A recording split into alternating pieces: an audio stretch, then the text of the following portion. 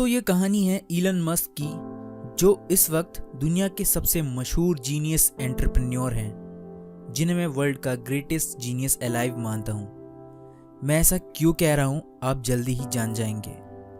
इस वीडियो को लास्ट तक के देखते रहिए, क्योंकि इलन मस्क की इंस्पिरेशनल लाइफ स्टोरी आपकी लाइफ के प्रति नज़रिए को पूरी तरह से बदल देगी।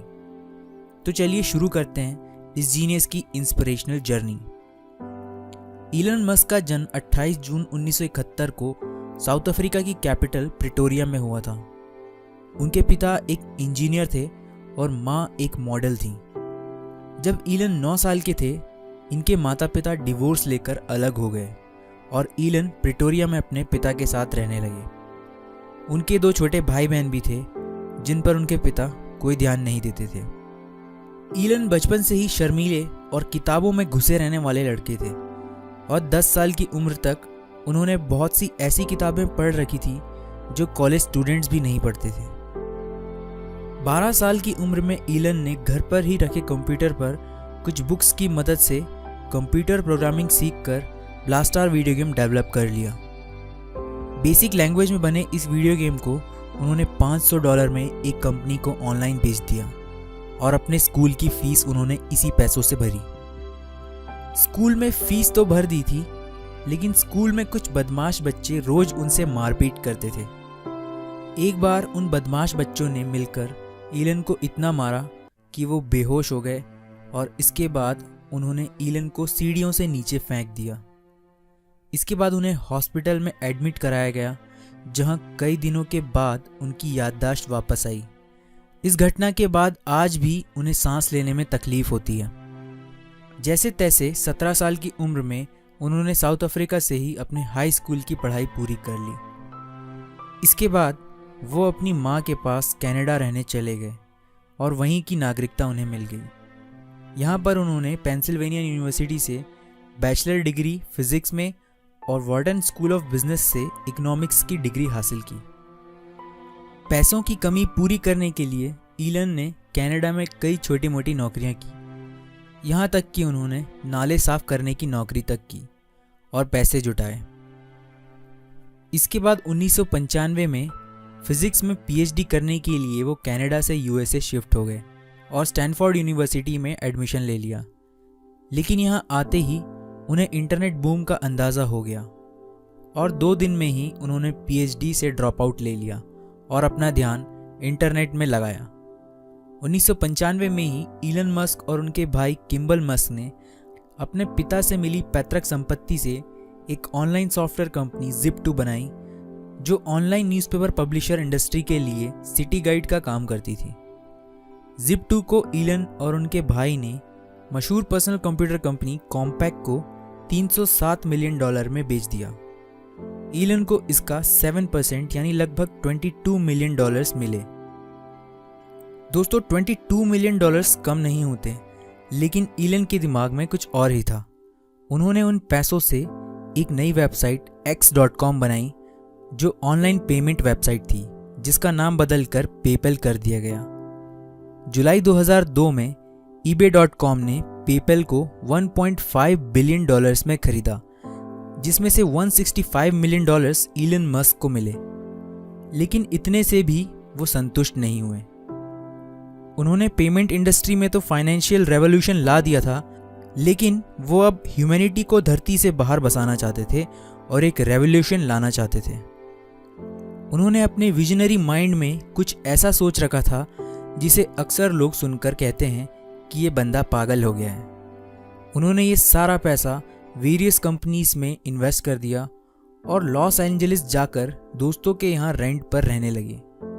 रिटर्न में जो पैसा आया, उससे उन्होंने 2002 में एक कंपनी SpaceX बनाई, जो एक प्राइवेट कंपनी थी जिसका इनिशियल गोल था मार्स यानी मंगल ग्रह पर जाकर इंसानों को बसाना। हालांकि उन्होंने स्पेस साइंस और एरोनॉटिक्स की कोई डिग्री नहीं ली थी, लेकिन उन्होंने एरोनॉटिक्स की किताबें घर पर ही पढ़कर इतना नॉलेज इकट्ठा कर लिया था कि खुद की प्राइवेट स्पेस एजेंसी SpaceX बना दी। इतने बड़े प्रोजेक्ट पर काम करने के लिए उन्हें बहुत से पैसों की और टेक्नोलॉजी की ज़रूरत थी, इसीलिए उन्होंने सैटेलाइट्स को पृथ्वी की ऑर्बिट में भेजकर पैसे कमाने का प्लान बनाया। लेकिन इसके लिए उनके पास रॉकेट्स बनाने की टेक्निक नहीं थी। रॉकेट्स खरीदने के लिए वो रशिया गए, जहां उन्होंने देखा कि रॉकेट्स के प्राइस बहुत ज़्यादा हैं, जिससे सैटेलाइट ऑर्बिट में पहुंचाना बहुत ही कॉस्टली था। उन्होंने खुद का रॉकेट यूएसए में बनाने का बोल्ड स्टेप लिया, जो अब तक किसी भी प्राइवेट कंपनी ने नहीं लिया था। उन्होंने खुद की टेक्नोलॉजी से खुद के रॉकेट्स बनाए और अपने रॉकेट्स स्पेस में भेजने की तैयारी की। एक के बाद एक लगातार 3 रॉकेट्स स्पेस तक नहीं पहुंच पाए और क्रैश हो गए। इन तीनों फेल्ड अटेम्प्ट्स ने ईलन को फाइनेंशियली कंगाली की कगार पर लाकर खड़ा कर दिया। ऐसे में वो अपने चौथे अटेम्प्ट में जुट गए, जिसके कारण उन्हें कई लोगों ने पागल सन की तक कहा। लेकिन इस जीनियस ने अपनी सारी गलतियों में सुधार करते हुए अपनी नाकामयाबी को कामयाबी में बदल लिया।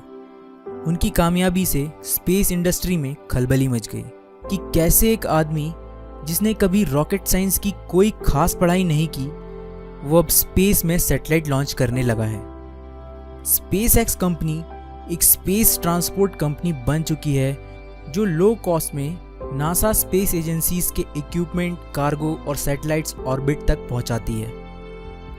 दोस्तों, नो डाउट इसरो पर हमें गर्व है और हाल ही में 104 सैटेलाइट्स अंतरिक्ष में भेजकर इसरो ने पूरे देश का नाम पूरी दुनिया में रोशन कर दिया है। इसरो हमारे भरे टैक्स पर ही अपना काम करता है, लेकिन इसरो के रॉकेट्स रीयूजेबल टेक्नोलॉजी पर बेस्ड नहीं है, जिससे हमारे रॉकेट्स केवल एक बार ही यूज़ किए जाते हैं और वो रॉकेट स्पेस से कभी वापस धरती पर नहीं आते। लेकिन स्पेस एक्स ने यहाँ पर इसरो से ज़्यादा महारत हासिल कर ली है और उनके रॉकेट्स रीयूजेबल टेक्नोलॉजी पर बेस्ड हैं, जिससे वो दोबारा एक के बाद एक मिशन पूरे कर सकते हैं, जो कि इसरो समेत कई बड़ी एजेंसीज के लिए एक चैलेंज है। केवल इतना ही नहीं, ईलन एक ऐसा सैटेलाइट स्पेस में छोड़ना चाहते हैं जिससे पूरी धरती पर किसी भी जगह से बिना नेटवर्क प्रॉब्लम के फास्ट इंटरनेट लोग चला पाएं। ये कुछ वैसा ही है जैसा निकोला टेस्ला ने वायरलेस इलेक्ट्रिसिटी के बारे में सोचा था। इसके बाद ईलन कभी पीछे नहीं मुड़े। उन्होंने 2004 में टेस्ला मोटर्स कंपनी में अपना इन्वेस्टमेंट लगाया, जो टेस्ला कॉइल पर बेस्ड इलेक्ट्रिक कार बना रही थी। अपने विजन और हुनर से वो टेस्ला मोटर्स के सीईओ बन गए। टेस्ला मोटर्स का फ्यूचर बहुत ब्राइट है, क्योंकि ईलन ने पहले ही भांप लिया था कि आने वाला टाइम इलेक्ट्रिक कार्स का है। ईलन इसके बाद भी नहीं रुके। उन्होंने एक और कंपनी की नींव रखी, सोलर सिटी, जो यूएसए की second largest solar energy making company है।